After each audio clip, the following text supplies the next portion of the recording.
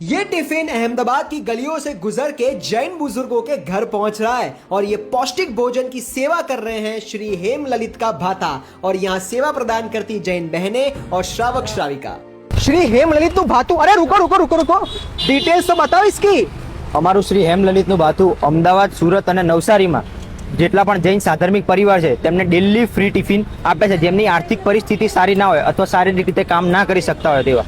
અને અમારા યુથ તથા અમારા ગુરુદેવનું એક જ સ્લોગન છે, તમે બીજા કોઈની નહીં પરંતુ તમારા મા બાપની જ ભક્તિ કરો છો। बुढ़ापे में अकेलापन भी एक गंभीर मुद्दा है, लेकिन उसका भी है समाधान। कैसे? અમારે ત્યાં દર રવિવારે કપલો દ્વારા માનસિક સહાય પણ કરવામાં આવે છે। કેવી રીતે?